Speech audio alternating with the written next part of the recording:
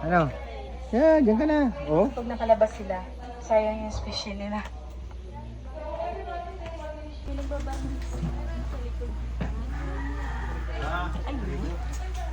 Hindi kaya pala. Kaya. Dito. Medyo mas malakas yung amoy ng varnish dito sa pinakalikod niya. Sa harap na pinakalikod. Baning mo. Palawan. Kayong dalawa ba?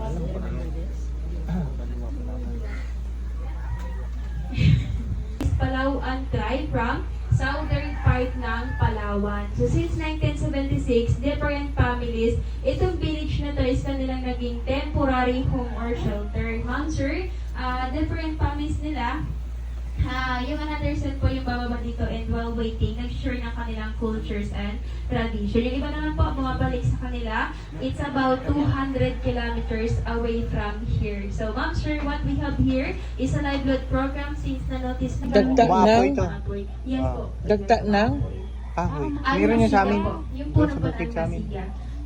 Ayun ang kanilang product like mga root crop or particularly yung mga bagtik na yan. So kapag napupuno na ito, tinatalian lang nila yung pinakaharapan para yung mga nilalagay po nila ay hindi mahulog.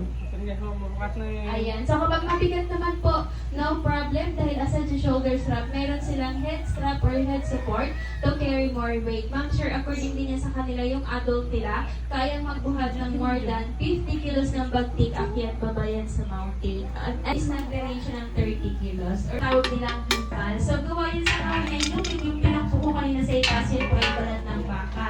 And meron din silang gong or agam yung pinakamalaking metal. Meron silang dalawang sanang. So yan po is 100 years old na. Pinapasa pa ng kanilang generation to generation. So now po, they play ang kanilang musical instrument and called it Paksan.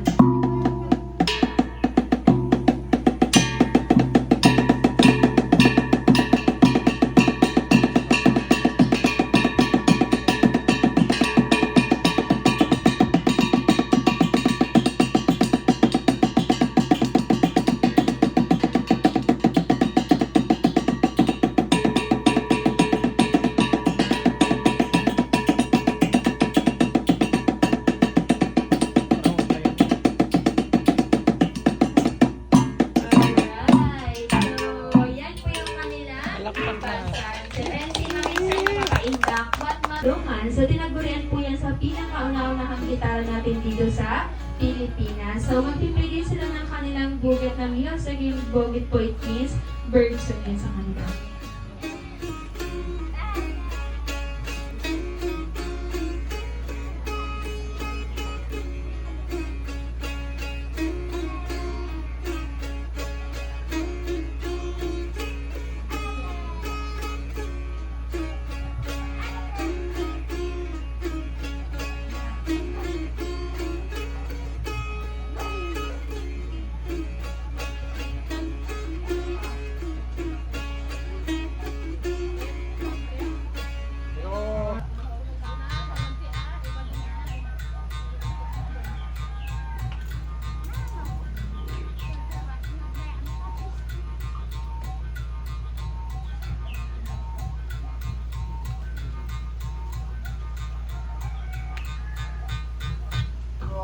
Alright. So, Ang ano ng ibon?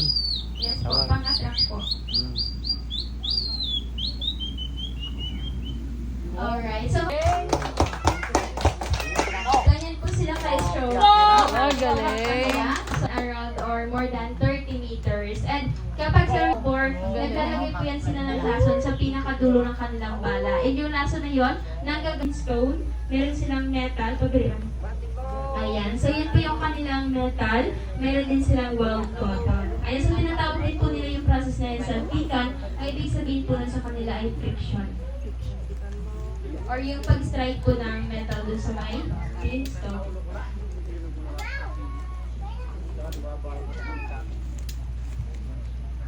Sigawin ko lang yan yung apat dito, Mr. Early, kasi ang tagal nila sa picture sa map. Ayan. So, kapag visible na po yung usok, nililipat lang nila sa dry leaves or dry grass. Ihipan nila ng ihipan hanggang sa makagawa sila ng mas malaking apoy. So, that we call din po survival. Kasi before po, wala mga phosphor or lighter sa bundok. Pero maano siya, nag-shoot siya ng palm. Then naglalagay din po sila ng charcoal powder. Para kapag na-spark po yung metal and pitstone, magkakatch siya doon sa may cotton. Galing ah. Yun ba yun, eh? Ito po yung shoesing po sila.